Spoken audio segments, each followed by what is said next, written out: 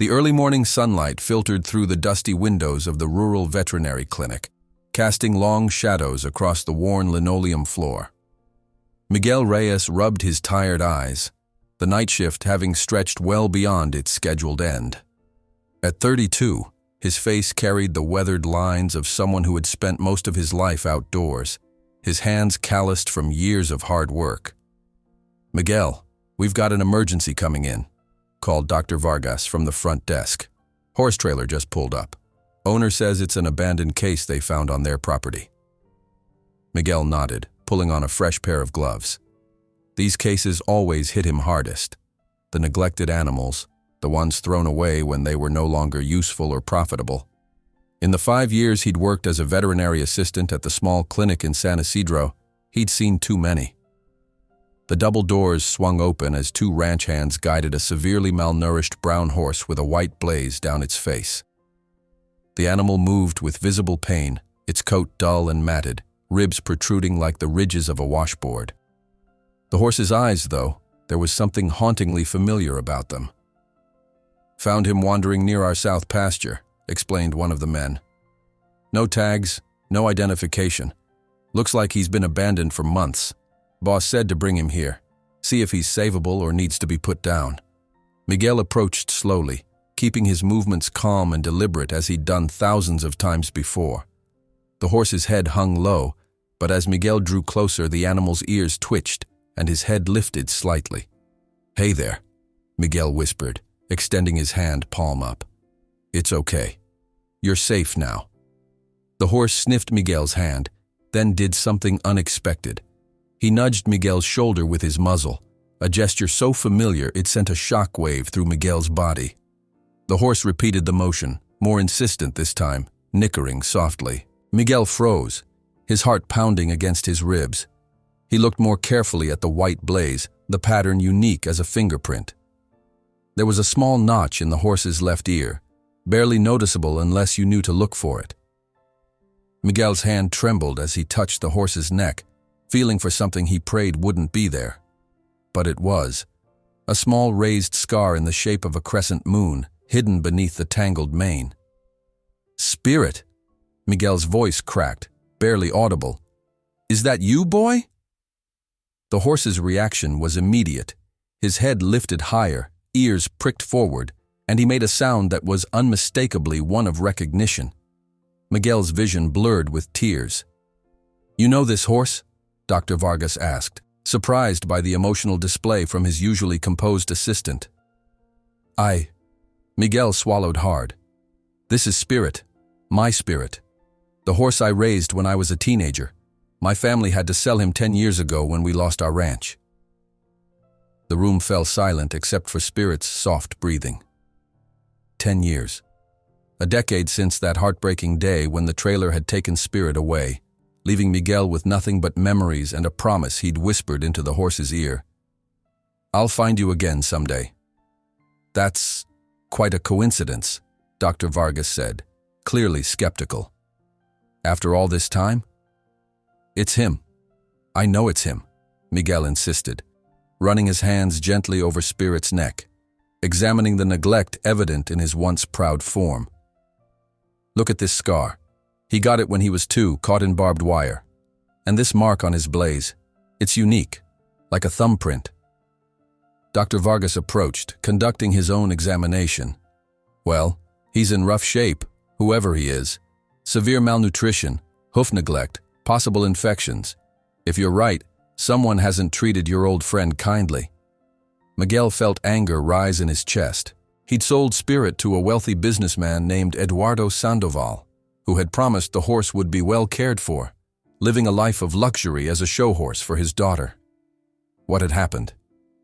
"Let's get him stabilized," Dr. Vargas said, interrupting Miguel's thoughts. "IV fluids, blood work, and a thorough examination. Then we can worry about where he came from and where he's going." The next few hours passed in a blur of medical procedures. Miguel stayed by Spirit's side, murmuring reassurances as they cleaned wounds, treated infections, and began the slow process of rehabilitation. Through it all, the horse remained focused on Miguel, following him with those intelligent eyes that held a decade of unspoken stories. During a quiet moment when they were alone, Miguel leaned his forehead against Spirit's neck, inhaling the familiar scent that transported him back to his youth. "What happened to you, boy? Where have you been all these years?" As if in response, Spirit gently nudged Miguel's chest with his nose, the same way he used to when he wanted attention as a colt. The gesture broke something open inside Miguel, and tears flowed freely down his face. "I never forgot you," he whispered. "Not for a single day." Dr. Vargas returned with the blood test results, his expression grim. Anemia, signs of parasitic infection, and his liver function isn't great. But he's strong. With proper care, he should recover. "He will," Miguel said with absolute certainty. "I'll make sure of it." "Miguel," Dr. Vargas said carefully, "we need to contact the authorities about this. If he was abandoned, there's a process. And if he belongs to someone, he belongs to me," Miguel interrupted, his voice firm. "Always has. I just couldn't keep him." The memories flooded back. His father's face, lined with worry as the bank foreclosed on their small ranch after 3 years of drought. The impossible choice of selling their few remaining horses to keep food on the table. The way Spirit had fought against the trailer, as if he knew he was being taken away from the boy who had raised him from a wobbly-legged foal. Miguel had been 17 then, powerless to stop what was happening. Now at 32, standing in the sterile examination room of a rural veterinary clinic, he made a silent vow. He would never let Spirit go again. "I'll need to make some calls," Dr. Vargas said, placing a compassionate hand on Miguel's shoulder. "But for now, let's focus on getting him stable." As the day progressed, Miguel barely left Spirit's side. He carefully bathed the horse's matted coat, speaking in low, soothing tones that bridged the decade-long gap between them. With each gentle touch, each soft word, the bond they had shared began to strengthen again, like a vine finding its way back to a familiar trellis. By evening, Spirit's condition had stabilized enough that Dr. Vargas felt comfortable leaving him under Miguel's watchful care. "I've never seen anything quite like it," the doctor admitted. "The way he responds to you, it's remarkable." "We were inseparable," Miguel explained, brushing Spirit's mane with careful strokes. "I was there when he was born. I slept in the stable when he was sick. He wasn't just a horse to me. He was my best friend." Dr. Vargas nodded, understanding. "Get some rest tonight, Miguel. Tomorrow we'll figure out the next steps." But Miguel had no intention of leaving. He pulled up a chair next to Spirit's stall and settled in for the night.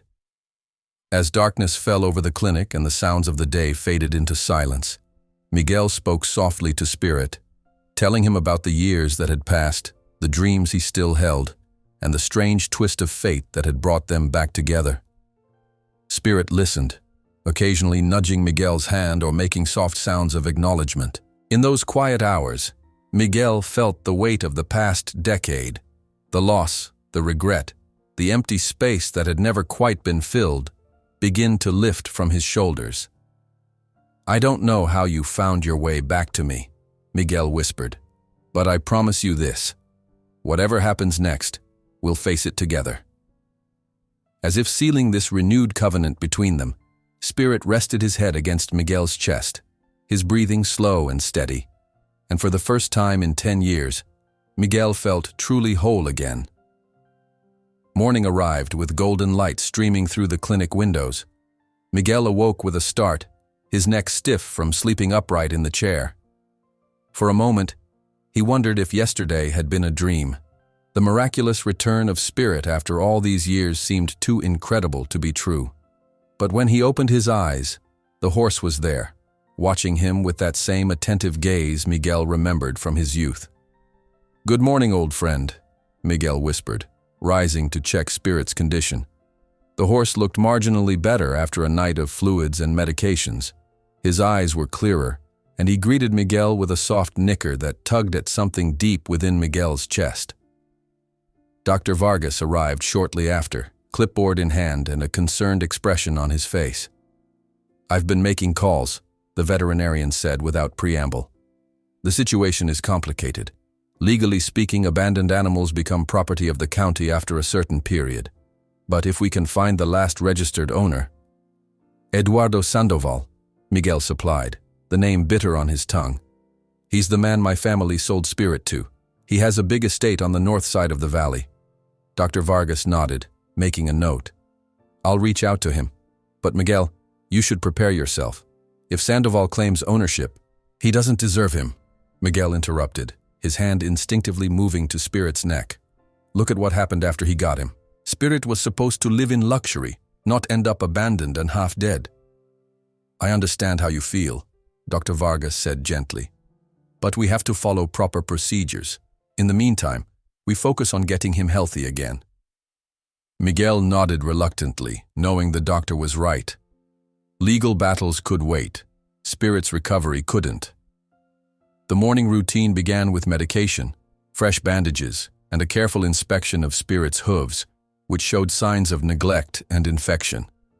Miguel worked methodically, speaking softly to Spirit as he cleaned each wound and applied medication. The horse remained calm under his touch, occasionally nudging Miguel's arm as if to say, I'm still here. I remember. During a quiet moment while Dr. Vargas attended to other patients, Miguel pulled up a stool beside Spirit. I bet you're wondering what happened to me after you left, he said, continuing to brush the horse's coat with gentle strokes. Well, it wasn't easy. Miguel told Spirit about the years that followed their separation, how the family had moved to a small apartment in town, how his father had taken work at a factory, his pride wounded but his determination intact. Miguel had finished high school, then worked odd jobs while taking night classes in veterinary assistance. I always wanted to work with animals, he explained, smiling as Spirit's ears perked up. I guess that's because of you. You showed me what a difference compassion can make. Throughout the day, Miguel maintained his regular duties at the clinic while checking on Spirit between tasks. He carefully monitored the horse's water intake and vital signs, celebrating small victories. Spirit accepting a little feed, showing interest in his surroundings, standing a bit straighter. By afternoon, news of the reunion had spread through the clinic's staff. Rosa, the receptionist, watched with teary eyes as Miguel demonstrated how Spirit would follow a specific whistle pattern he had taught him as a colt. The horse's immediate response, despite his weakened state, left no doubt about their connection. It's like something from a movie, Rosa said, dabbing at her eyes. After all these years, he found his way back to you. Or I found my way back to him, Miguel replied, thoughtful. Maybe it was meant to be. Later, as Miguel was preparing a special feed mixture for Spirit, Dr. Vargas approached with a serious expression. I reached Sandoval's estate, he said. According to his staff, they sold Spirit about 5 years ago to a riding stable. That stable closed down 2 years ago. Miguel's heart sank. So there's no clear chain of ownership? Not yet. I'm still tracing it. Dr. Vargas hesitated before continuing. But there's something else. A woman called while you were in surgery with Dr. Lopez. She identified herself as Gabriela Sandoval, Eduardo's daughter. She's coming here tomorrow. Miguel felt his muscles tense. Gabriela Sandoval. He remembered her vaguely from the day Spirit was sold. A privileged teenage girl who had barely acknowledged the horse or the heartbroken boy saying goodbye to his best friend. What does she want? Miguel asked, his voice tight. She didn't say. But she seemed very interested when I mentioned that Spirit had been found. The possibility that the Sandovals might try to reclaim Spirit sent a cold wave of fear through Miguel. He looked at the horse, still so vulnerable despite the day's improvements, and felt a fierce protectiveness surge within him. Miguel, Dr. Vargas said, reading his expression, don't do anything rash. Let's hear what she has to say first. Miguel nodded stiffly, but his mind was already racing with contingency plans. He wouldn't lose Spirit again. Not to neglect, not to legal technicalities, and certainly not to the family that had failed to keep their promise of caring for him. That evening, after the clinic had closed, Miguel sat with Spirit, sharing stories of their past together. He recounted the day Spirit was born, how the foal had immediately bonded with the 13-year-old boy who had helped deliver him. Your mother was having trouble, Miguel remembered, stroking Spirit's nose. It was just the two of us in the stable that night, me and her. Dad was away at a cattle auction. I was so scared, but somehow I knew what to do. And when you finally arrived, all legs and big eyes, you looked right at me. That was it. We belonged to each other from that moment on. Spirit nudged Miguel's hand, as if confirming the shared memory. Miguel smiled, continuing to reminisce about their adventures. How Spirit had once followed Miguel all the way to school, causing a commotion in the playground. How they'd explored every corner of the ranch together. How Spirit had always seemed to sense when Miguel was sad and would rest his head on the boy's shoulder until the pain eased. I missed you every day, Miguel confessed, his voice thick with emotion. Every single day. As night fell, Miguel again refused to leave, setting up a makeshift bed next to Spirit's stall. Dr. Vargas, seeing his determination, didn't try to convince him otherwise, merely providing extra blankets and a reminder about Gabriela Sandoval's impending visit. Whatever happens tomorrow, Miguel promised Spirit as they settled in for the night, I'll fight for you. I won't let you down again. In the darkness, with only the sound of Spirit's breathing to keep him company, Miguel's mind drifted to the past, to sunlit days racing across open fields, to quiet evenings grooming Spirit under the stars, to the unspoken understanding that had made their bond so special. Then his thoughts turned to the future, to all the possibilities that stretched before them if they could overcome the hurdles ahead. Before sleep claimed him, Miguel reached out to touch Spirit's muzzle, reassuring himself that this miracle was real, that somehow, against all odds, they had found their way back to each other. The horse leaned into his touch, a gentle affirmation that some bonds can withstand any separation, even one that spans a decade. Tomorrow would bring its challenges, Gabriela Sandoval, questions of ownership, the continuing battle for Spirit's health. But tonight, in the peaceful quiet of the clinic, Miguel allowed himself to hope that this unexpected reunion was just the beginning of their story, not merely a bittersweet footnote to their shared past. Miguel woke before dawn, his back aching from another night on the clinic floor. He immediately checked on Spirit, relieved to see the horse standing, looking marginally stronger than the day before. Soft morning light was just beginning to filter through the windows as Miguel refreshed Spirit's water and prepared his medications. Today's going to be interesting, he told Spirit quietly. But don't worry, I'm not going anywhere. Dr. Vargas arrived early, his face betraying his concern about the coming confrontation. Gabriela Sandoval called again. She'll be here at 10. He paused, studying Miguel. You look exhausted. Why don't you go home, shower, and change? I'll watch Spirit. Miguel hesitated, reluctant to leave even for an hour. Go, Dr. Vargas insisted. You'll want to face this at your best. Recognizing the wisdom in this advice, Miguel reluctantly agreed. He spent a few more minutes with Spirit, promising to return quickly, then drove to his small apartment on the outskirts of town. The hot shower helped clear his mind, and as he changed into fresh clothes, Miguel steeled himself for what was to come. He wasn't the powerless teenager he'd been when Spirit was taken away the first time. Now he was a grown man, determined to protect what mattered most to him. When Miguel returned to the clinic, Rosa at the front desk gave him a warning look. She's already here, she whispered. Conference room. Miguel felt his pulse quicken. He glanced toward Spirit's stall, visible through the doorway to the treatment area. The horse seemed to sense his presence, lifting his head and nickering softly. Drawing strength from that small gesture, Miguel squared his shoulders and headed to the conference room. Gabriela Sandoval was not what he expected. In his memory, she had been a spoiled teenager, indifferent to his pain. The woman who turned to face him was in her late 20s now, dressed in simple jeans and a blouse, her dark hair pulled back in a practical ponytail. She stood as he entered, her expression unreadable. Miguel Reyes? She asked, extending her hand. Yes, he replied, shaking it briefly. Dr. Vargas said you wanted to discuss Spirit. Dr. Vargas, seated at the table, gestured for them both to sit. Ms. Sandoval has some information about Spirit's history since he left your family's care. Gabriela nodded, her eyes meeting Miguel's directly. First, I want to say I'm sorry for what happened to Spirit. When my father bought him, I was young and... She hesitated, not as compassionate as I should have been. I didn't understand what it meant for you to lose him. Miguel remained silent, waiting for her to continue. Spirit was with us for about 5 years, Gabriela explained. He was well cared for during that time, but I went away to college, and my interest in riding waned. My father sold him to Lakeview Stables. She pulled out her phone, showing Miguel photos of Spirit from that period. Healthy, glossy-coated, clearly in good condition. Lakeview closed 2 years ago, she continued.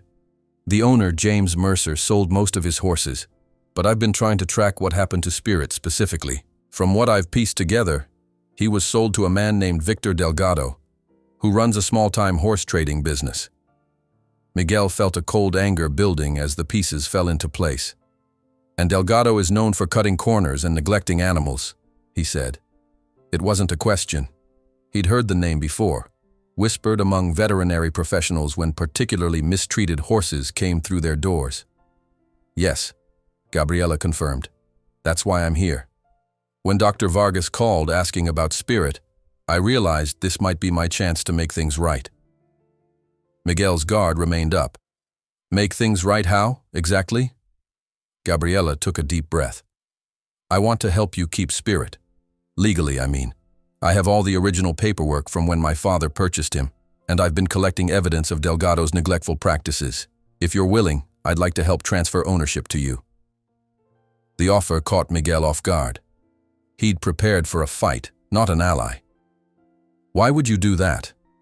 Something like shame flickered across Gabriela's face. Because I remember the day we took Spirit away from your family. I remember your face when you said goodbye to him. I was too self-absorbed to care then, but that memory, it stayed with me. And now that I'm older, I understand what I was part of. Dr. Vargas, who had been quietly observing, spoke up. Ms. Sandoval's assistance could be valuable, Miguel. Establishing legal ownership can be complicated in abandonment cases. Miguel studied Gabriela's face, looking for any sign of deception. Finding none, he nodded slowly. I appreciate the offer. But first, I'd like you to see him. See what happened to him after your family sold him. Gabriela's expression tightened, but she nodded. Of course. They walked together to Spirit's stall. The horse was standing now, looking more alert than the previous day, but his condition still spoke clearly of prolonged neglect. His ribs protruded beneath his dull coat, and the healing wounds on his legs and flanks told their own story of mistreatment.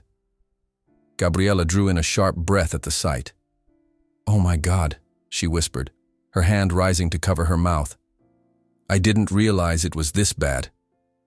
This is actually an improvement, Miguel said quietly.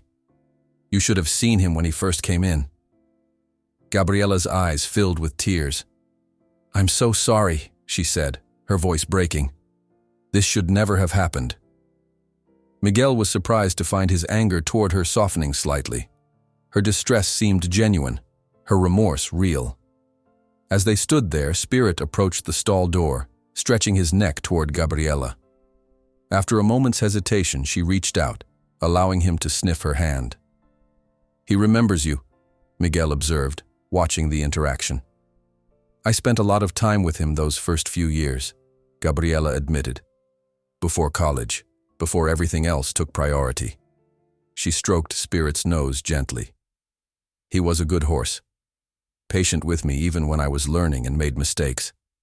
Miguel noticed the way Spirit accepted her touch without apprehension. It was another piece of evidence supporting her story, that Spirit had indeed been well treated during his time with the Sandovals. What happens now? Miguel asked, turning to Dr. Vargas. With Ms. Sandoval's documentation and testimony, we can build a case against Delgado for animal neglect and abandonment, the veterinarian explained. That would clear the way for a new ownership arrangement. I have connections at the County Animal Welfare Department, Gabriella offered. And my father's lawyer has agreed to help. We can make this happen, Miguel. We can make sure Spirit stays with you. For the first time since Spirit had been brought in, Miguel felt a glimmer of real hope. Thank you, he said simply, unable to find more adequate words for what her help might mean. They spent the next hour discussing strategy, with Gabriella making calls to set the legal process in motion. Between conversations, she approached Spirit's stall again, watching as Miguel administered medications and coaxed the horse to eat a small amount of feed. He trusts you completely, she observed. The way he follows your movements, how he relaxes when you're near. It's remarkable after all this time apart.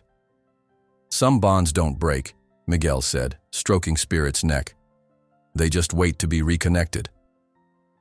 When Gabriella finally prepared to leave, she paused at the clinic door. I'll be back tomorrow with the lawyer and the paperwork. Try not to worry too much tonight. Miguel nodded, grateful yet still cautious. I appreciate everything you're doing. I just hope it's enough. It will be, she promised. We won't let him down again. After she left, Miguel returned to Spirit, reflecting on the unexpected turn of events. The girl he'd resented for so many years had returned as a woman determined to right an old wrong. It was a reminder that people could change, could grow into their better selves given time and perspective. What do you think, Spirit? He asked softly. Should we trust her? The horse nudged Miguel's chest gently, then rested his head against Miguel's shoulder in a gesture of absolute trust.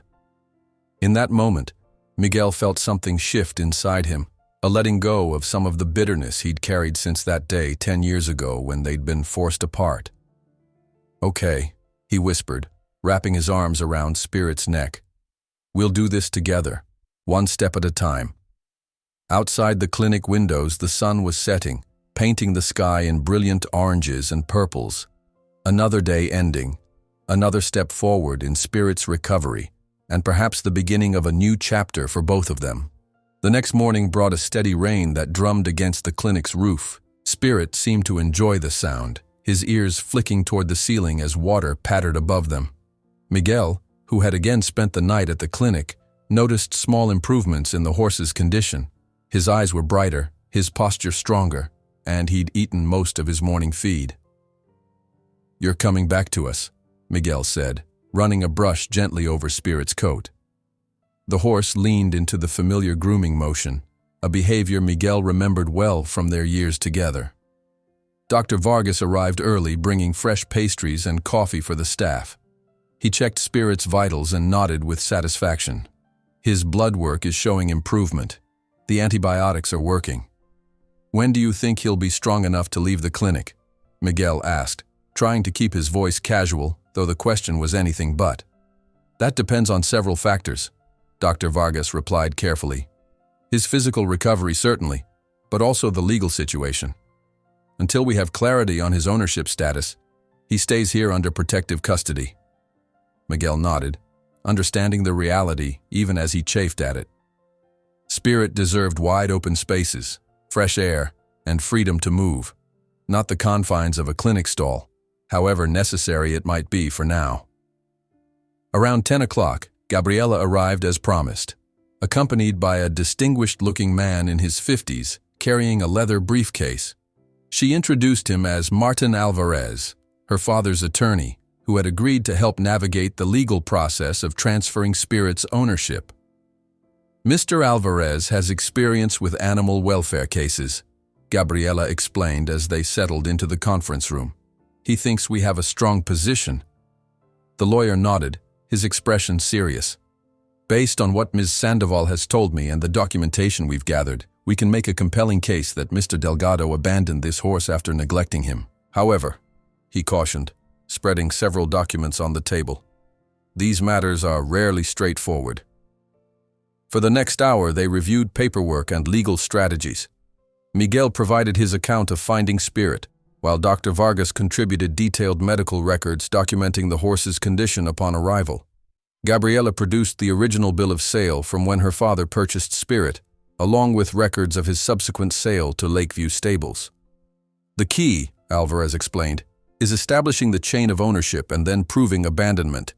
If we can demonstrate that Delgado was the last legal owner and that he intentionally abandoned an animal in his care, the county can seize the horse and approve a new adoption. And if Delgado contests it? Miguel asked, voicing the fear that had been growing since they began. Alvarez's expression tightened. Then it becomes more complicated. He could claim the horse was stolen or escaped rather than abandoned. That's why we need to build as strong a case as possible. I've been collecting statements from former employees of Lakeview, Gabriela added. 2 of them specifically remember Spirit being sold to Delgado, and 1 has witnessed his mistreatment of other horses. Miguel felt a complex mix of emotions: gratitude for Gabriela's thorough preparation, anxiety about the potential hurdles ahead, and a deep, unwavering determination to keep Spirit safe no matter what obstacles arose. After the meeting, they visited Spirit together. The lawyer observed with professional interest as the horse responded to Miguel's presence, noting the clear bond between them. "This relationship will be significant in court," Alvarez commented. "Judges in these cases often consider what placement serves the animal's best interests."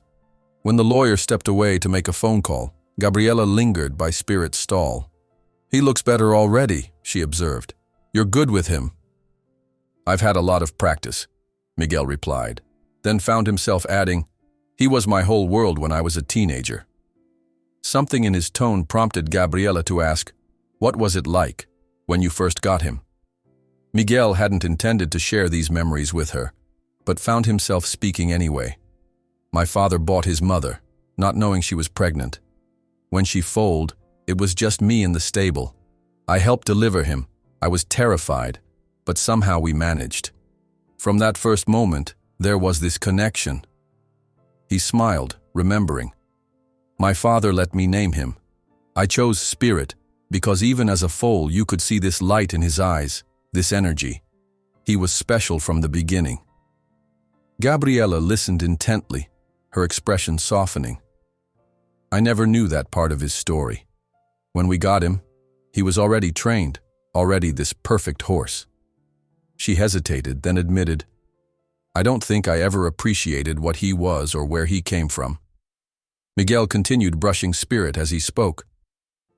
"We grew up together in a way. I taught him everything, how to accept a saddle, how to respond to commands. He taught me patience, responsibility." His voice dropped lower. "When my mother died, Spirit was the only one I could talk to about it. He just understood somehow."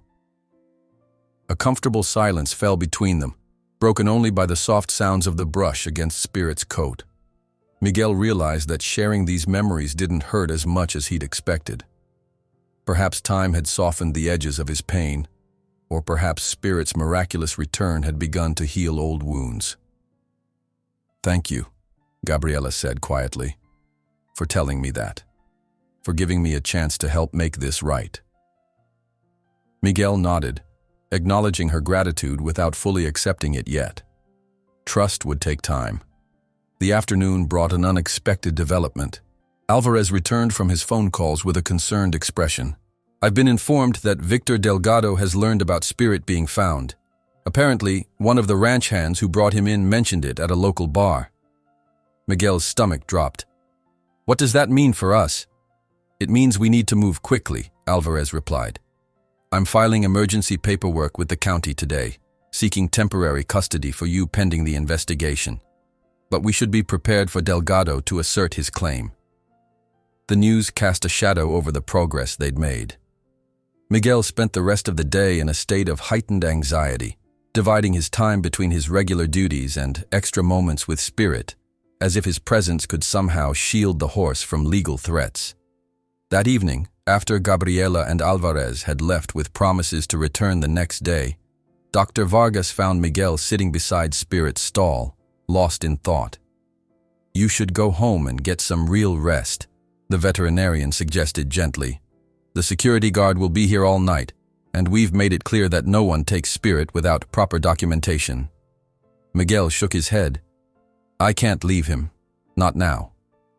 Dr. Vargas studied him for a long moment, then nodded in understanding. I thought you might say that. He produced a small duffel bag. So I brought you this. Clean clothes, a toothbrush, and a proper pillow. If you're going to camp out here, at least be comfortable. Touched by the gesture, Miguel accepted the bag. Thank you. Spirit is lucky to have you, Dr. Vargas said, glancing at the horse who was watching their interaction with intelligent eyes. Not many people would fight this hard. He would do the same for me, Miguel replied with absolute certainty. After Dr. Vargas left, Miguel settled into his now familiar spot beside Spirit's stall. The rain had stopped, and moonlight filtered through the windows, casting long shadows across the clinic floor. Things might get complicated tomorrow, Miguel told Spirit softly. But I'm not going anywhere, I promise. Spirit nickered in response, pressing his nose against Miguel's hand through the stall bars. In that simple gesture was a trust so profound it transcended their years apart, a recognition that whatever came next, they would face it together, just as they always had. Miguel was awakened by the sound of raised voices coming from the clinic's reception area. The early morning light was just beginning to filter through the windows as he quickly pulled on his shoes and moved toward the commotion. Spirit, sensing his tension, whinnied softly. It's okay, Miguel assured him. I'll be right back. In the reception area, Miguel found Rosa standing firmly behind the desk, facing a stocky man with a weathered face and an expensive cowboy hat. Two younger men flanked him, their stances suggesting they were accustomed to intimidation. I don't care what your policy is, the man was saying, his voice carrying the rough edge of someone used to getting his way. That's my horse, and I'm taking him now. Miguel's chest tightened. He didn't need an introduction to know this was Victor Delgado. Is there a problem? Miguel asked, keeping his voice level as he approached. Delgado turned, sizing Miguel up with a dismissive glance. You work here? I'm here for my horse, brown gelding with a white blaze. Been missing for weeks. Just heard he was brought in. Spirit is under the protective custody of the county pending an investigation, Miguel stated, repeating the legal language Alvarez had coached him on. No one can remove him without proper documentation and approval. Delgado's expression darkened. Listen, kid, I've got the papers right here. He slapped a folder on the counter. That horse is registered to me and I'm not leaving without him. Miguel glanced at the documents, but didn't touch them.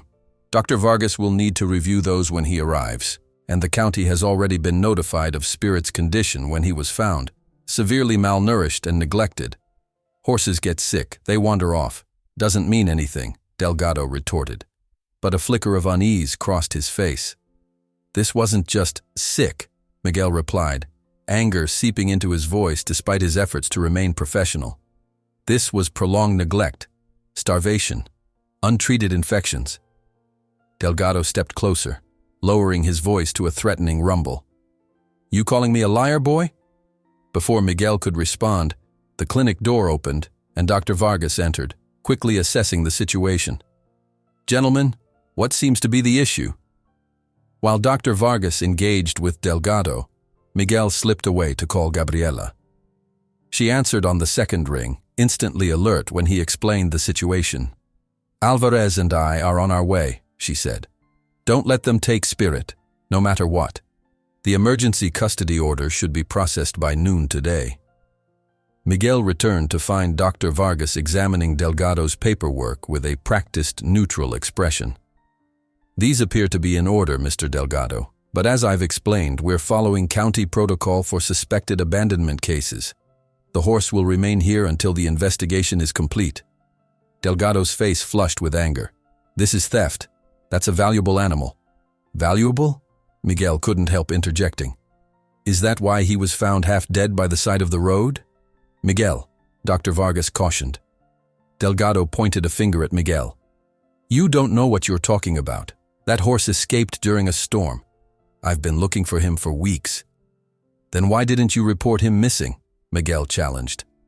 A tense silence followed as Delgado realized his mistake. He recovered quickly, shrugging. Didn't think it was necessary. Horses turn up. Dr. Vargas handed the documents back. Mr. Delgado, I understand your frustration, but my hands are tied by county regulations. If you'd like to file a formal claim, I can give you the appropriate contacts. Delgado stared at them both, calculation evident in his eyes.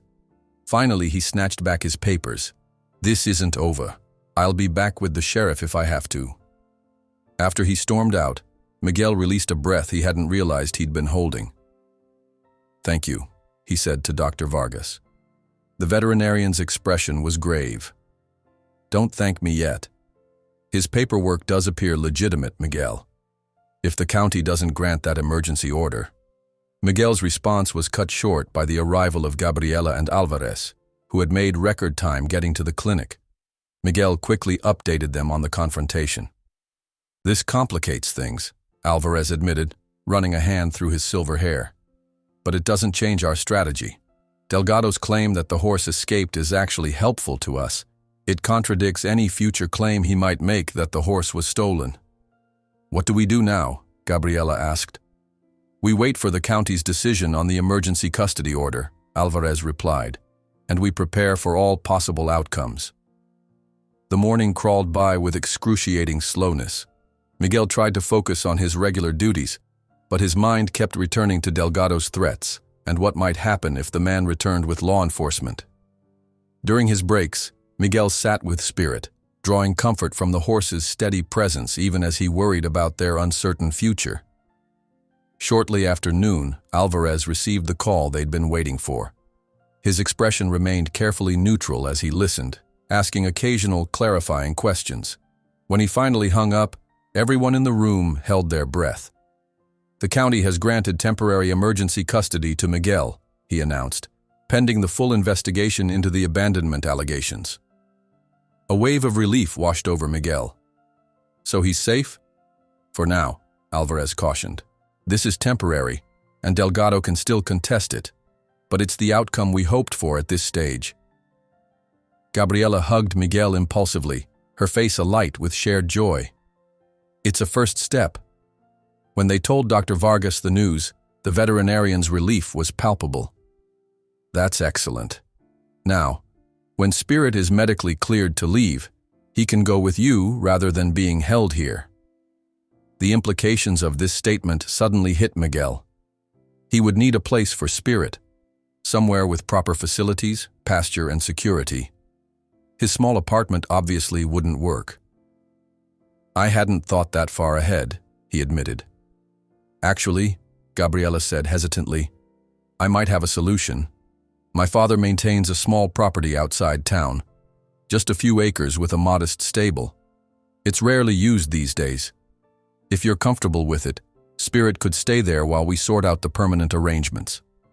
Miguel's instinctive reaction was resistance.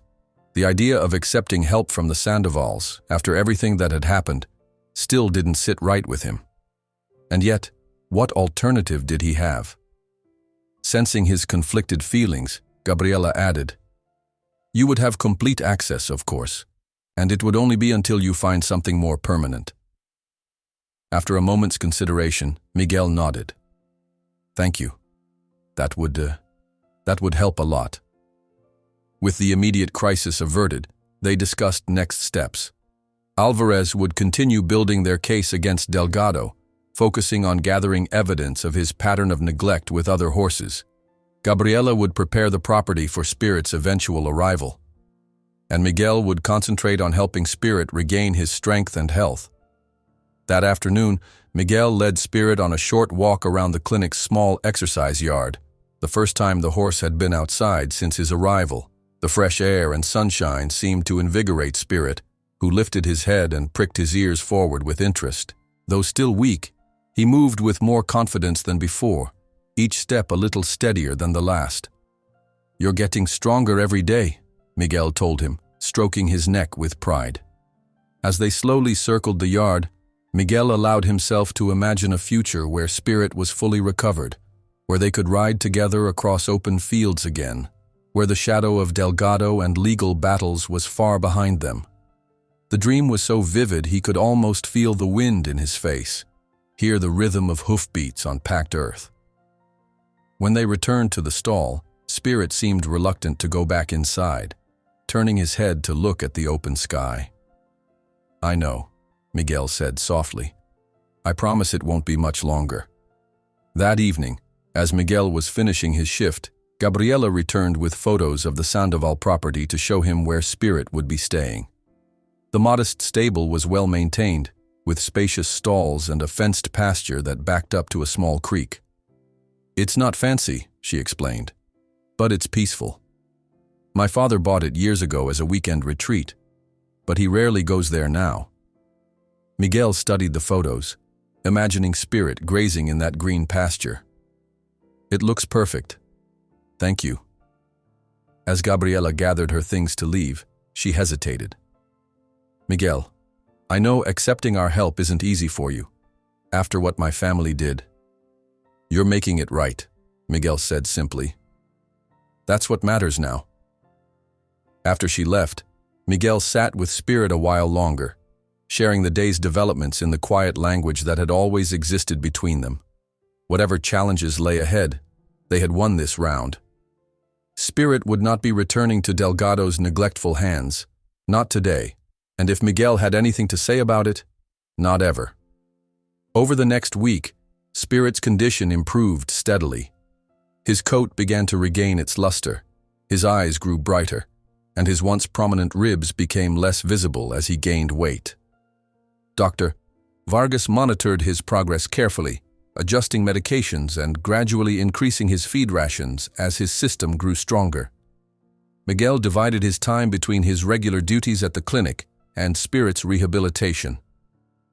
Each day, they went for slightly longer walks, building the horse's stamina and muscle tone. Miguel even began some gentle training exercises, reminding Spirit of commands and signals they had used years ago. To everyone's amazement, the horse remembered most of them, responding to Miguel's specific whistle patterns and hand gestures as if their decade apart had been merely days.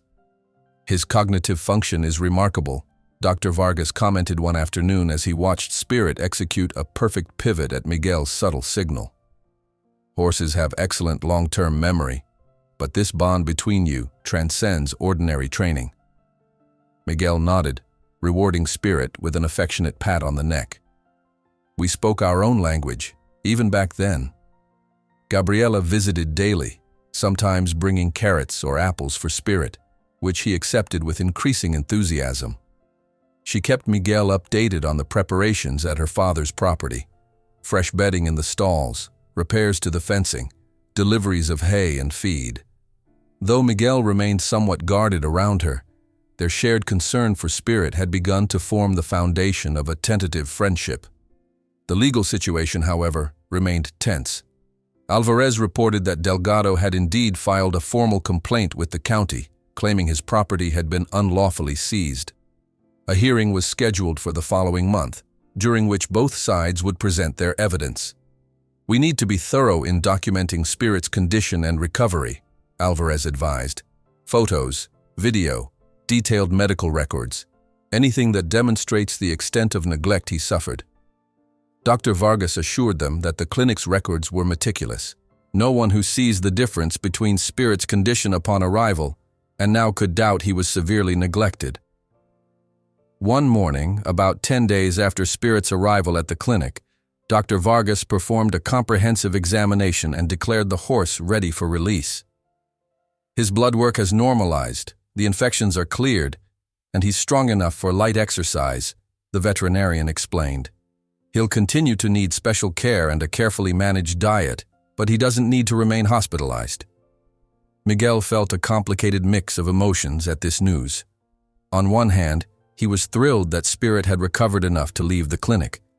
On the other, it meant entrusting his care partly to others, at a property owned by the Sandovals, no less. Gabriela, sensing his ambivalence, reassured him. "You'll have complete access, day or night. And I've hired Maria Gonzalez to help with daily care. You remember her? She used to work at Rancho Esperanza before it closed." Miguel did remember Maria, a no-nonsense, experienced stable hand who had a reputation for exceptional care of her equine charges. Her involvement eased some of his concerns. They scheduled Spirit's transfer for the following morning. Miguel spent the night at the clinic as usual, explaining to Spirit the changes that were coming, promising that they would still see each other every day. "It's just temporary," he whispered, stroking the horse's muzzle, "until we figure out something more permanent." Dawn broke clear and bright, perfect weather for Spirit's first real day of freedom in what must have been months. Gabriella arrived with a specialized trailer designed for horses recovering from illness or injury, featuring extra padding and a lower entry ramp.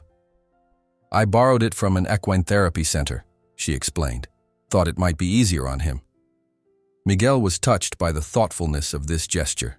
Together they prepared Spirit for the journey, Miguel slipping a halter over the horse's head and speaking softly in his ear while Gabriella secured the trailer. Loading Spirit was a moment of truth. If he balked or showed signs of trauma from his previous transport experiences, they would need to reconsider their approach. Miguel led him slowly toward the ramp, maintaining steady eye contact and projecting calm confidence.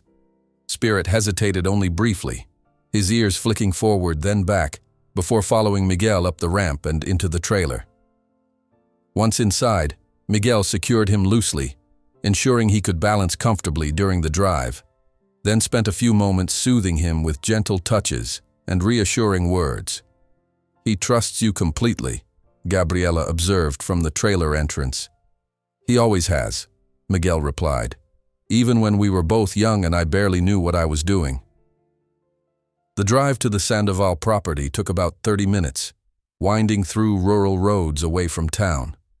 Miguel followed in his own vehicle, unwilling to be separated from Spirit during this transition. He watched the trailer carefully through his windshield, alert for any sign of distress. When they arrived, Miguel was pleasantly surprised by the property.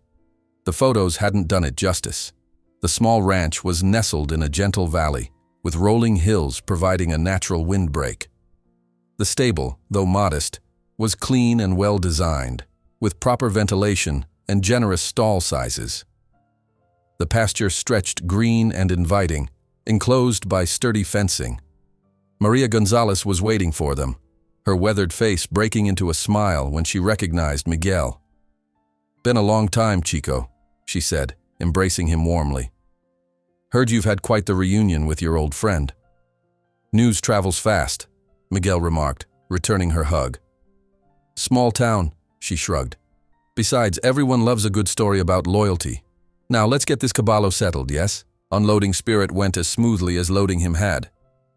The horse stepped carefully down the ramp, then paused, taking in his new surroundings with alert interest.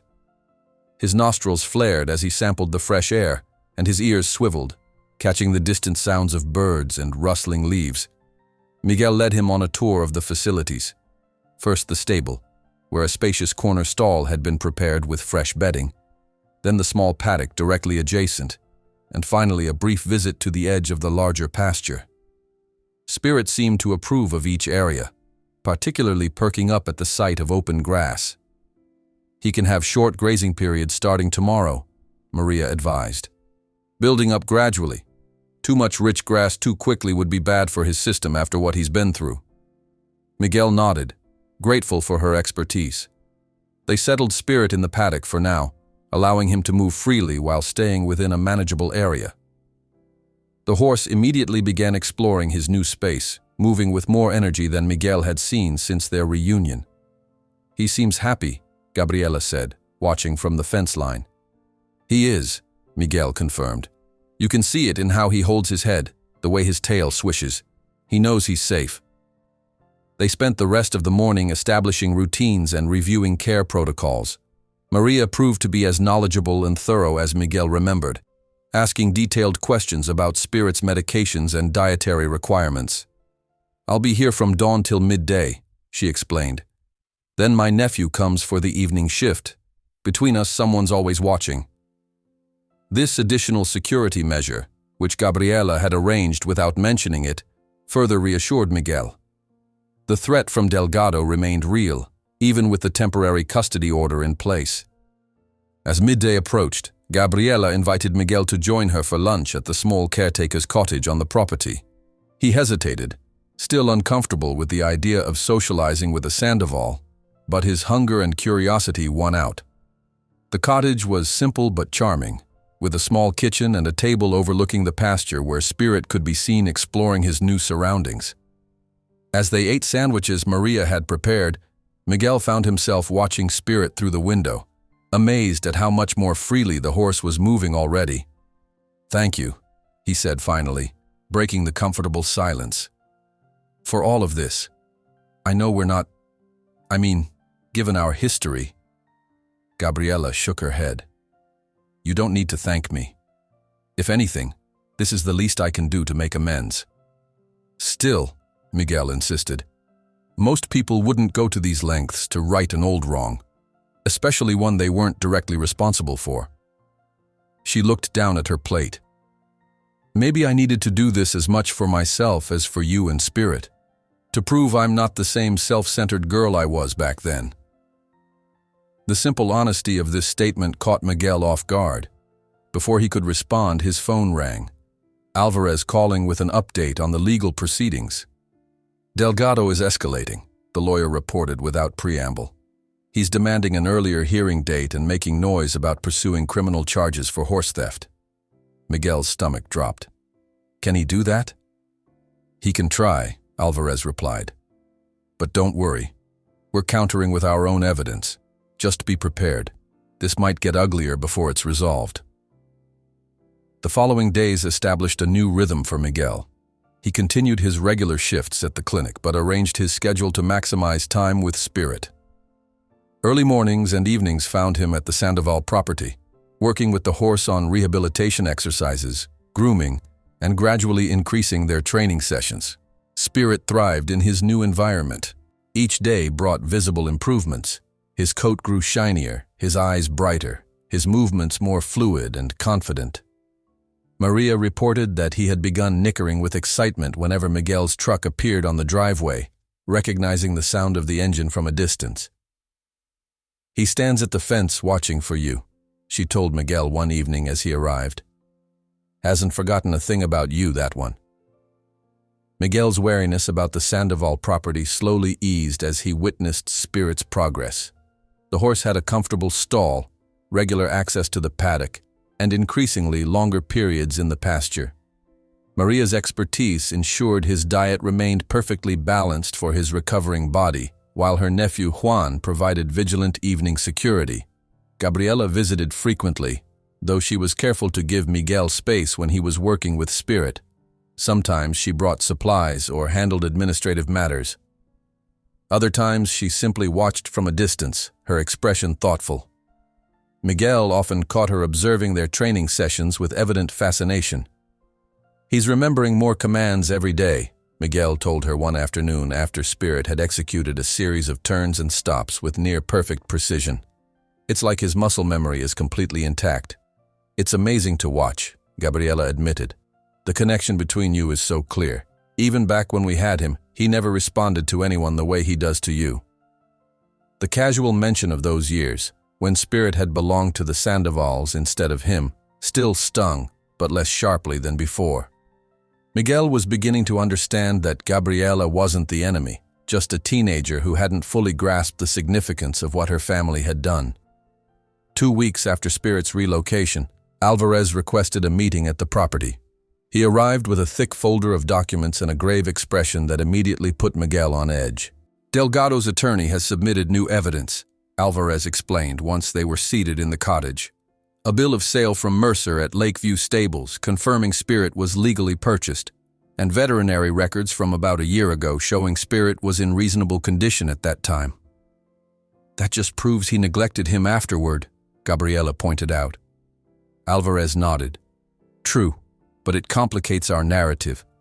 They're arguing that Spirit's condition deteriorated because he escaped and was fending for himself, not due to Delgado's neglect." Miguel's hands tightened into fists. "That's ridiculous. A horse doesn't get into that condition from a few weeks of being lost." "I agree, and we have Dr. Vargas's expert testimony to counter that claim. But there's something else." Alvarez hesitated. "Delgado is now alleging that you, Miguel, recognized Spirit when he was brought in, and deliberately concealed his identity to gain custody of a valuable animal. What? Miguel stood abruptly, anger flaring. That's a lie. Of course it is, Alvarez said calmly. But it's a strategic move. By shifting focus to your actions, he's trying to distract from his own negligence. Gabriella's expression hardened. Can he really get away with that? Not if we're prepared, Alvarez assured them. I'm collecting statements from clinic staff who witnessed Spirit's arrival and your genuine surprise at recognizing him. And Dr. Vargas's documentation of Spirit's condition is impeccable. The meeting continued with discussions of strategy and preparations for the upcoming hearing. When Alvarez finally left, Miguel felt drained by the roller coaster of emotions, anger at Delgado's accusations, fear of losing Spirit again, determination to fight whatever came next. Sensing his need for solitude, Gabriela excused herself to handle some paperwork, leaving Miguel to seek out Spirit in the pasture. The horse trotted over as soon as he spotted Miguel at the fence, nickering softly in greeting. Miguel climbed through the rails and met Spirit in the middle of the field, wrapping his arms around the horse's neck and burying his face in his mane. Spirit stood perfectly still, allowing Miguel to draw comfort from his solid presence. I can't lose you again, Miguel whispered. I just can't. They stayed that way for a long moment, man and horse connected in a silent understanding that transcended words. Finally, Miguel straightened up, wiping moisture from his eyes with the back of his hand. Come on, he said, his voice steadier. Let's work on your lateral movements. Keep your mind off things. The physical activity helped clear Miguel's head, and Spirit seemed to sense his need for distraction, responding to commands with eager precision. They worked until the sun began to set, casting long shadows across the pasture. As Miguel led Spirit back to his stall for the evening, he spotted Gabriela watching from the stable entrance, her expression unreadable in the fading light. He's really special, she said as Miguel approached. I didn't fully understand that before. Miguel nodded, settling Spirit into his stall with fresh water and hay. He always has been. They fell into step together as they walked back toward the cottage, the first stars appearing in the darkening sky above them. Miguel, Gabriela said hesitantly, there's something I've been meaning to ask you. When he glanced at her questioningly, she continued, if we win this case, when we win it, what are your plans for Spirit afterward? The question caught him off guard. In the chaos of Spirit's recovery and the legal battle, Miguel hadn't allowed himself to think too far ahead. I guess I haven't figured that out yet, he admitted. I know I want to keep him, but my apartment obviously isn't suitable. You could. Gabriela paused, seeming to choose her words carefully. You could keep him here, you know, for as long as you need, permanently even. Miguel stopped walking, surprised by the offer. I couldn't accept that. Why not? She challenged gently. He's happy here. You can visit whenever you want. Because... Miguel struggled to articulate feelings that ran deeper than logic. Because I need to be the one responsible for him. Not owing anyone. Not depending on someone else's generosity. When I lost him before, it was because my family had no choice. I never want to be in that position again. Understanding dawned in Gabriela's eyes. This isn't just about having a place for Spirit. It's about being able to provide for him yourself. Yes, Miguel said simply. Gabriela nodded slowly. I respect that, but my offer stands for whatever time you need. They resumed walking in companionable silence, the tension of the moment dissipating into the cool evening air. The next morning, Miguel arrived at the property earlier than usual, eager to check on Spirit after a restless night worrying about Delgado's allegations.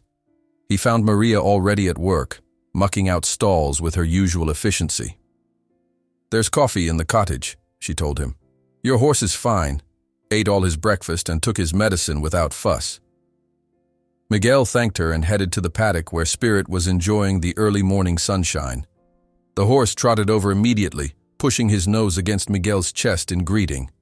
As Miguel ran his hands over Spirit's neck and shoulders, checking for any signs of stiffness or discomfort, He noticed something unusual, a small hard lump beneath the skin, just below Spirit's mane. Frowning, he parted the hair for a closer look. What he found made his breath catch. It wasn't a lump at all, but a tiny metal object embedded under the skin, a microchip, the kind used for permanent equine identification.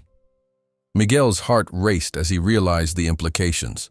If this chip contained registration information predating Delgado's ownership, it could be the physical evidence they needed to strengthen their case. He pulled out his phone with shaking hands and called Dr. Vargas. "I need you to bring a microchip scanner to the Sandoval property," he said urgently. "I think Spirit is chipped, and it might change everything." Dr. Vargas arrived within the hour, carrying a handheld scanner and wearing an expression of cautious optimism. Gabriela, whom Miguel had immediately called after contacting the veterinarian, paced nervously nearby as Dr. Vargas approached Spirit in the paddock. "Let's not get our hopes up too high," Dr. Vargas cautioned as he ran his gloved fingers over the area Miguel had indicated. "Many microchips from years ago aren't compatible with modern scanners, and even if we can read it, there's no guarantee the registration information is current." Miguel nodded, trying to temper his excitement. "I understand, but we have to try." Dr. Vargas gently positioned the scanner over the small lump beneath Spirit's skin. The device emitted a soft beep, and the veterinarian's eyebrows rose in surprise. "We've got something," he confirmed, examining the display. "It's an older model chip, but the scanner is picking it up." He pressed a few buttons, his expression growing increasingly interested. "There's a 15-digit identification number here. With this, we can look up the registration in the national database." Miguel's heart hammered in his chest. "How long will that take?" "I can do it right now," Dr. Vargas replied, pulling out his tablet. "The clinic has access to the registry." The next few minutes stretched interminably as Dr. Vargas input the identification number and waited for the database to respond. Spirit, seemingly unaware of the momentous discovery, nuzzled Miguel's pocket in search of treats. Gabriela stood perfectly still, her hands clasped tightly together. Finally, Dr. Vargas looked up from his tablet, a smile spreading across his face. "We have a match. This chip was registered to your family, Miguel. To your father, Ricardo Reyes. It was implanted approximately 11 years ago, according to the records." Miguel felt his knees weaken with relief. "So there's proof. Actual proof that he was ours." "Better than that," Dr. Vargas continued, scrolling through the information. "There's a note in the file. When the Sandovals purchased Spirit, the microchip registration should have been transferred to them, but it appears that step was overlooked. Legally speaking, according to this database, your family never ceased being Spirit's registered owners." Gabriela gasped. "Is that possible? After all this time?" "It's a technicality," Dr. Vargas admitted. "But in cases like this, technicalities matter. The registration wasn't properly updated during the sale, nor in any subsequent transfers." Miguel struggled to process this revelation. "Are you saying that, legally, Spirit might still belong to my family?" "It's not quite that simple," Dr. Vargas cautioned. "The bill of sale would still be valid evidence of transfer of ownership. But this creates a significant complication for Delgado's claim. At minimum, it proves Spirit's identity and origin, and establishes a clear chain of custody that Delgado will have trouble disputing." Miguel reached out to steady himself against the paddock fence, overwhelmed by the implications. Spirit pressed his muzzle against Miguel's shoulder, as if sensing his emotional turmoil. "We need to call Alvarez immediately," Gabriela said, already pulling out her phone. Within 20 minutes, Alvarez arrived at the property, having abandoned whatever appointments he'd had scheduled. The lawyer examined the microchip information with intense focus, occasionally nodding or making notes. "This changes our strategy significantly," he finally announced. "Instead of just defending against Delgado's claim, we can now go on the offensive. The microchip registration creates a competing legal claim that predates his." "So what happens next?" Miguel asked. "I'll file an emergency motion with the court today, notifying them of this new evidence. We'll request that the current custody arrangement remain in place until the full hearing. Alvarez's expression grew determined. And I'm going to push for dismissal of Delgado's claim altogether, based on this evidence and the documented neglect. After Alvarez and Dr. Vargas departed, Miguel remained in the paddock with Spirit, still processing the morning's developments. Gabriela approached cautiously, offering him a bottle of water. "How are you feeling?" she asked. Miguel accepted the water, taking a long drink before answering. "Like I'm in a dream. One minute I'm terrified of losing him again, and the next, there's this miracle." "It's not just a miracle," Gabriela observed. "It's justice. Spirit was always meant to be with you." Miguel studied her face, struck by the sincerity in her expression. The Gabriela before him now was so different from the entitled teenager he remembered, the girl who had watched without apparent concern as Spirit was loaded into her family's trailer 10 years ago. "Thank you," he said quietly, "for everything you've done. I haven't always made it easy to help us." She smiled, a hint of sadness in her eyes. "I've had a lot to make up for. Not just my family's actions, but my own indifference. I was so wrapped up in myself back then that I couldn't see what was right in front of me. How special Spirit was, how much he meant to you." As they stood there, sharing a moment of genuine connection, Miguel's phone rang. It was Alvarez, calling much sooner than expected. "I've filed the motion," the lawyer reported. "But there's a complication. Delgado's attorney is demanding an immediate inspection of the horse to verify the microchip independently. The judge has granted their request. They're coming tomorrow morning at 9. Miguel frowned. "Is that normal?" "It's not unusual," Alvarez replied. "They have the right to verify evidence that could significantly impact their case. Dr. Vargas will be present to ensure Spirit isn't harmed in any way." After hanging up, Miguel relayed the information to Gabriela, whose expression darkened with concern. "I don't like the idea of Delgado being anywhere near Spirit," she said. "Neither do I," Miguel agreed. "But if it helps establish our claim..." They spent the remainder of the day preparing for the inspection. Miguel worked with Spirit on remaining calm during veterinary examinations, while Gabriela coordinated security measures with Maria and Juan to ensure Delgado wouldn't have unsupervised access to the horse. That evening, unable to bear the thought of leaving Spirit, Miguel decided to stay overnight in the cottage. As he sat on the small porch watching the stars emerge, Gabriela joined him, carrying 2 mugs of coffee. "Couldn't sleep either?" she asked, handing him one of the mugs. Miguel shook his head. "Too much on my mind." They sat in companionable silence for a while, the only sounds the chirping of crickets and the occasional soft nickering from the stable where Spirit was settled for the night. "Can I ask you something?" Gabriela said finally. "Something personal?" Miguel nodded, curious. "After you lost Spirit, did you ever have another horse?" The question stirred memories Miguel rarely allowed himself to revisit. "No," he admitted. "I couldn't. It would have felt like replacing him, and that wasn't possible." He took a sip of coffee, gathering his thoughts. "I worked with other people's horses, at ranches, at riding schools. I became a vet assistant because I wanted to help animals. But I never let myself get attached the way I was to Spirit." Gabriela considered this. "That's a long time to keep your heart guarded." "I guess it is," Miguel acknowledged, surprised by her insight. "What about you? After your family sold Spirit, did you get another horse?" She smiled ruefully. 3, actually. Each more expensive than the last. My father thought that's what I wanted." Her expression grew pensive. "But it was never the same. I didn't know how to connect with them the way you connect with Spirit. Eventually, I stopped riding altogether. The admission created a bridge of understanding between them. 2 people whose lives had been shaped in different ways by the same event, by the same remarkable horse. Morning arrived with a sense of foreboding. Miguel was up before dawn, checking on Spirit and ensuring everything was in order for the inspection. The horse seemed to sense his anxiety, staying close and occasionally pressing his head against Miguel's chest in a gesture of reassurance.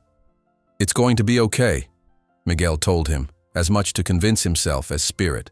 "We just need to get through this, and then we're one step closer to making it official, to making sure no one can ever take you away again."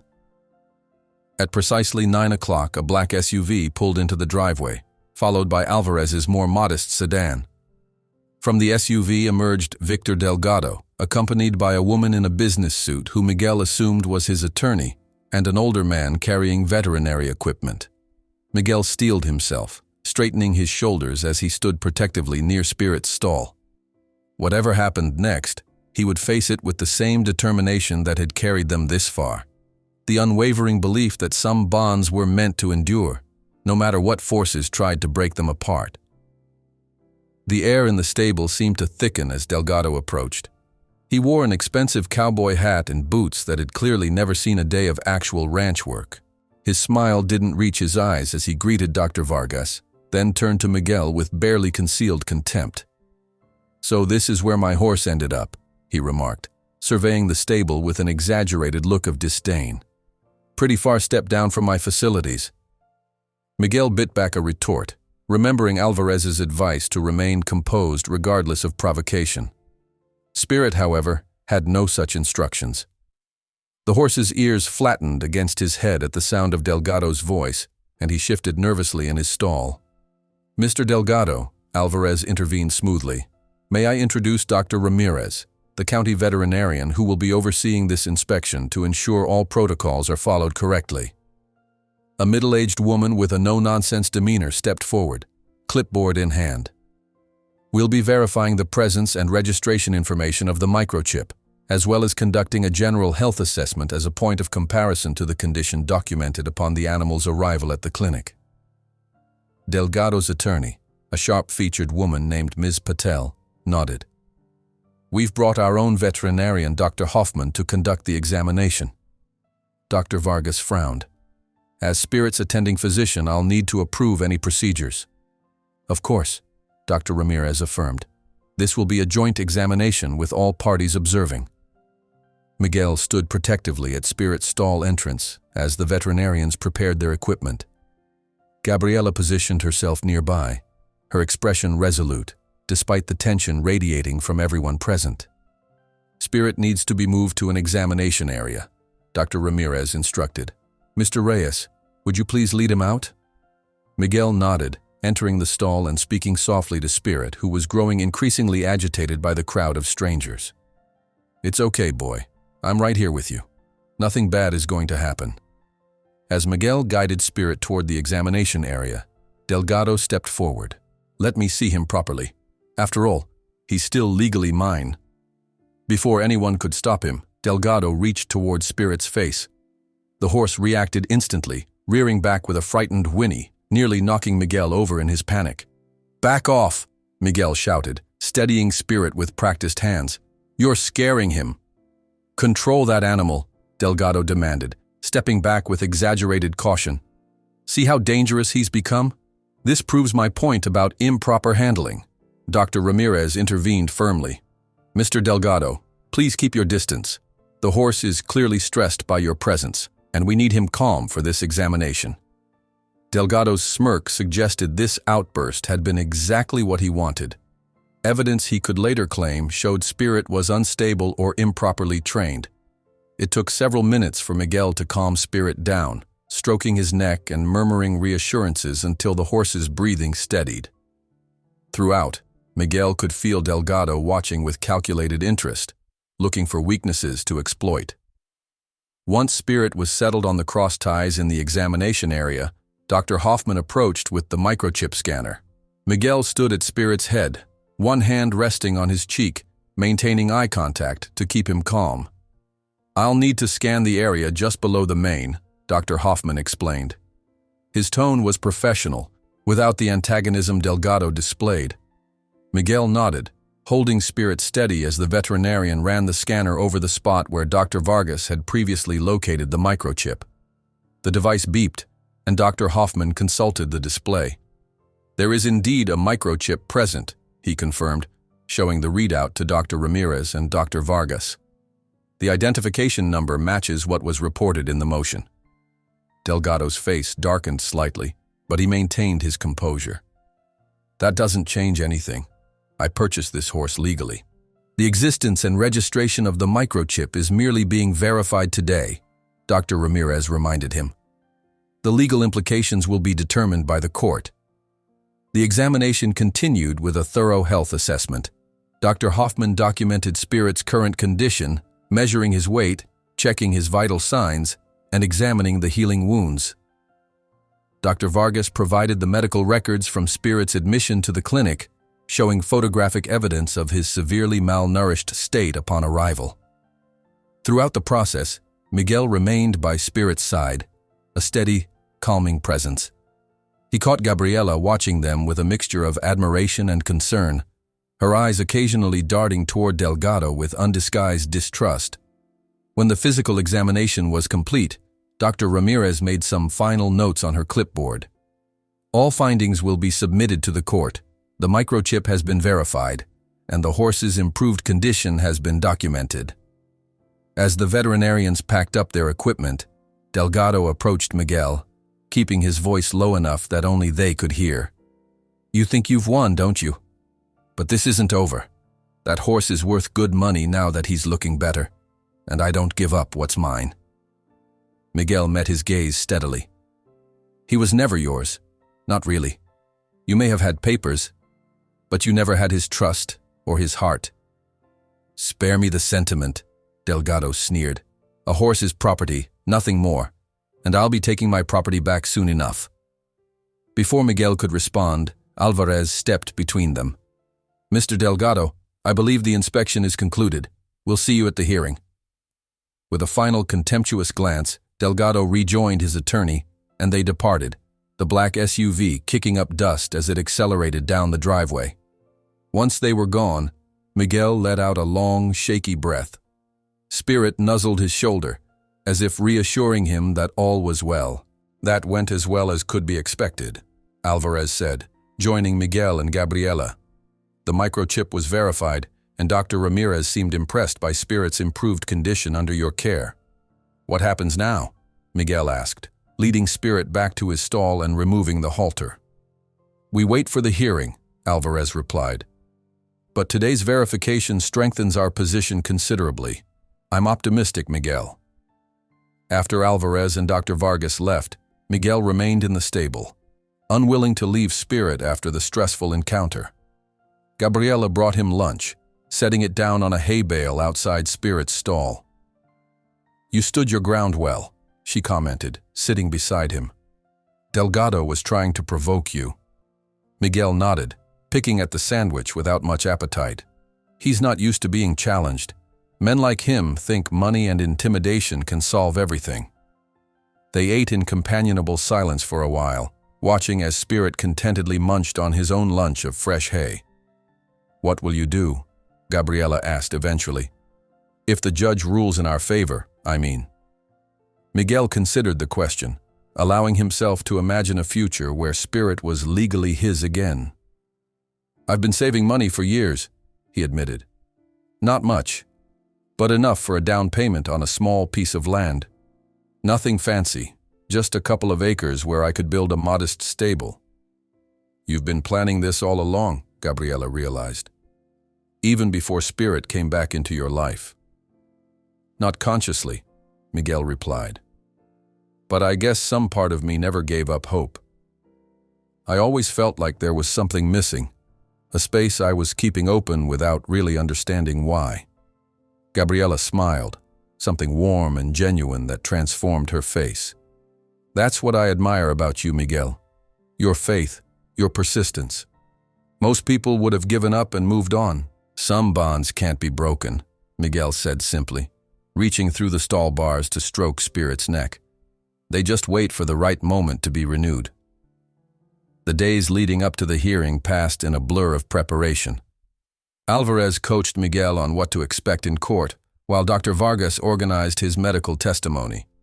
Gabriela gathered character references from community members who had witnessed Miguel's dedicated care of animals over the years. Throughout it all, Spirit continued to improve, his personality emerging more fully with each passing day.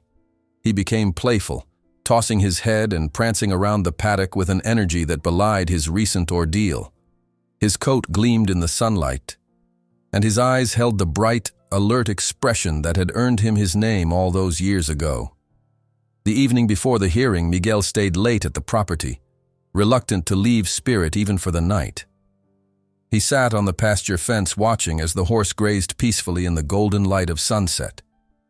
Gabriela joined him, passing him a mug of coffee. "Nervous about tomorrow?" "Terrified," Miguel admitted. "So much depends on one person's decision." "You've done everything possible," she assured him. "The evidence is on our side. Spirit's registration, his condition when he was found, his obvious bond with you, it all tells a story that's hard to ignore." Miguel sipped the coffee, trying to draw comfort from her confidence. "I just keep thinking about that day 10 years ago, watching him being loaded into your family's trailer. I felt so helpless then. I swore I'd never feel that way again, but tomorrow will be different," Gabriela said firmly. "You're not that powerless boy anymore. You're a man who's fought against the odds to save someone you love. That counts for something." As darkness fell, they walked together to the stable to check on Spirit one last time. The horse was standing quietly in his stall, but perked up at their approach, nickering softly. "Get some rest, boy," Miguel told him, stroking his forehead. "Tomorrow's a big day for both of us." As if understanding the weight of the moment, Spirit pressed his head against Miguel's chest in the gesture that had become so familiar since their reunion. In that silent communion between man and horse was a promise that transcended words. Whatever the court decided, the bond they shared was already proven, already victorious against time and separation, and all the forces that had tried to keep them apart. The county courthouse stood imposing against the clear blue sky, its weathered stone facade a testament to decades of judgments rendered within its walls. Miguel straightened his tie, borrowed from Dr. Vargas, and took a deep breath before climbing the steps. Gabriela walked beside him, her presence steady and reassuring, while Alvarez led the way with confident strides, briefcase in hand. "Remember," the lawyer said quietly as they approached the entrance, "let me do most of the talking. If the judge addresses you directly, be respectful, concise, and focus on the facts." Miguel nodded, his mouth too dry for words. He had barely slept the night before, his mind racing with possible outcomes and what-ifs. Now, with the moment of truth approaching, he felt a strange calm settling over him. The calm that comes when events have moved beyond one's control, when all preparations have been made and only fate remains. Inside, the courtroom was smaller than Miguel had imagined, with worn wooden benches and the subtle scent of furniture polish hanging in the air. Dr. Vargas was already seated in the front row, reviewing his notes one final time. A few rows back, Miguel spotted Maria and Juan, who had come to show their support. On the opposite side of the room, Delgado sat with his attorney, exuding an air of impatient confidence. He caught Miguel's eye and smirked, as if the outcome were already decided in his favor. The proceedings began with formal introductions and a summary of the case by the clerk. Judge Elena Ortiz, a woman in her 60s with silver-streaked hair and penetrating eyes, listened attentively, occasionally making notes as the attorneys presented their arguments. Alvarez went first, methodically laying out their case. The microchip registration that had never been properly transferred, the documented condition of Spirit upon his discovery, expert testimony regarding the extent and duration of neglect required to cause such deterioration, and multiple witnesses attesting to the extraordinary bond between Miguel and the horse. "Your Honor," Alvarez concluded, "this is not merely about determining legal ownership based on paperwork. This is about recognizing a profound connection between a man and an animal that has endured despite a decade of separation. A connection that manifests in Spirit's remarkable response to Mr. Reyes's care, and Mr. Reyes's unwavering commitment to Spirit's well-being." Ms. Patel presented Delgado's case with equal professionalism, emphasizing the legal sales transactions that had transferred ownership to her client, suggesting that Spirit's condition was the result of his escape rather than neglect, and insinuating that Miguel had taken advantage of the situation to reclaim a horse he had no legal right to. While Mr. Reyes's emotional attachment to the animal is understandable, she argued, sentimentality cannot override established property law. Mr. Delgado has provided documentation of legal purchase and has suffered financial harm due to the unauthorized retention of his property. As the attorneys spoke, Miguel found himself studying Judge Ortiz, trying to discern her thoughts from her impassive expression. She asked pointed questions of both sides, showing particular interest in the timeline of Spirit's deterioration and the circumstances of his discovery. When Dr. Vargas took the stand to present his medical assessment, his testimony was clear and compelling. Based on my professional experience, the condition in which Spirit was found indicates prolonged neglect of at least several months, not merely a few weeks of being lost. His recovery under Mr. Reyes's care has been remarkable, demonstrating both the severity of his previous situation and the effectiveness of proper, dedicated care. Finally, to Miguel's surprise, Judge Ortiz asked him to approach the stand. His heart pounded as he was sworn in, Alvarez's coaching running through his mind. Be respectful, concise, focus on facts. Mr. Reyes, the judge began, her tone neutral. Please describe your history with this horse and the circumstances of your reunion. Miguel took a deep breath and began the story he had lived, finding Spirit as a foal, raising him, the forced sale during his family's financial hardship, and the miraculous day Spirit was brought into the clinic. He spoke simply but honestly, his voice occasionally catching with emotion that he couldn't entirely suppress. And what are your intentions if custody is awarded to you? Judge Ortiz asked when he had finished. To give him the home and care he deserves, Miguel replied without hesitation. I've been saving for land where I can provide for him properly. He'll never be neglected or abandoned again. After both sides presented their closing arguments, Judge Ortiz called for a brief recess to consider her decision. The 30 minutes that followed were the longest of Miguel's life. He sat motionless on the wooden bench, Gabriela's hand occasionally squeezing his in silent support. When the judge returned to the courtroom, the silence was absolute. In the matter of the disputed ownership of the horse known as Spirit, she began, her voice measured and clear. I have carefully considered all evidence presented, including documentation of purchase, microchip registration, medical testimony, and witness statements. She paused, surveying the room before continuing. This case presents an unusual circumstance where technical ownership through documented sale conflicts with prior registration that was never properly transferred. While Mr. Delgado has provided evidence of purchase, the severe neglect documented upon the animal's discovery constitutes abandonment under county statute, thereby nullifying his ownership claim.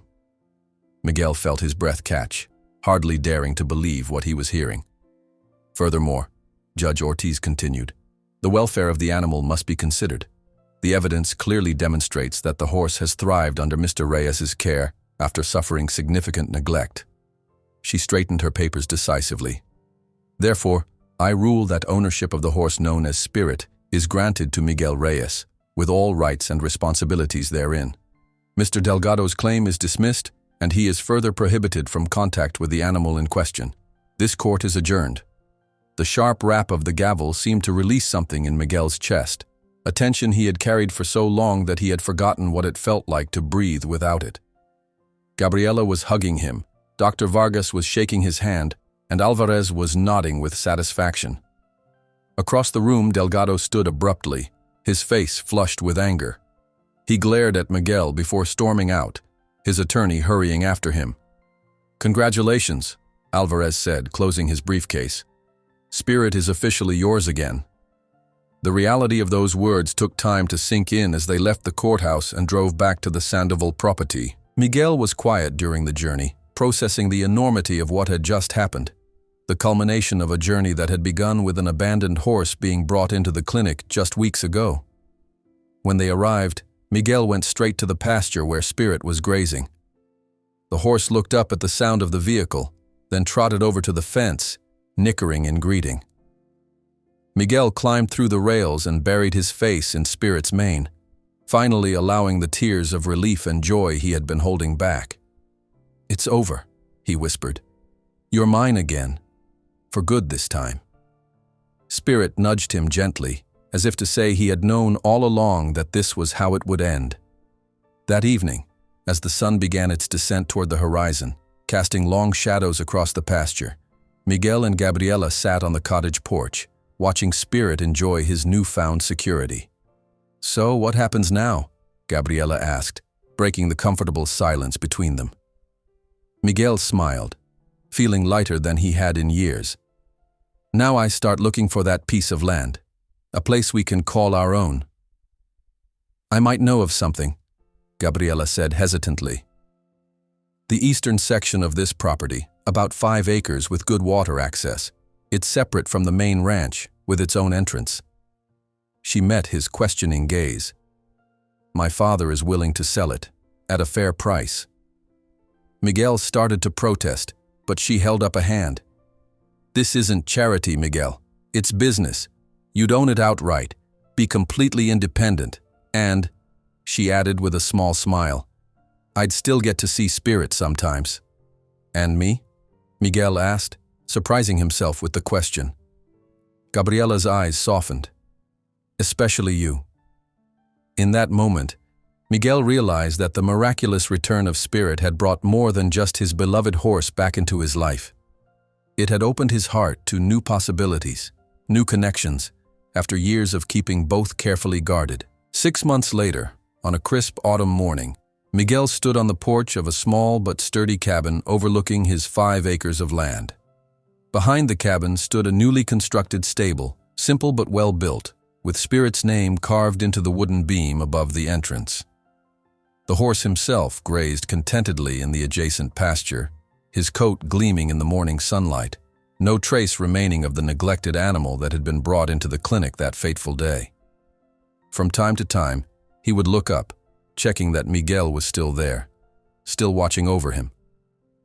Footsteps sounded on the gravel path, and Miguel turned to see Gabriela approaching, carrying 2 mugs of coffee. Their relationship had evolved gradually over the months, built on mutual respect and a shared love for the horse that had brought them together under such extraordinary circumstances. "He looks happy," she observed, handing Miguel one of the mugs. "He is," Miguel agreed. "We both are." As if sensing he was being discussed, Spirit lifted his head and trotted toward them, ears pricked forward in greeting.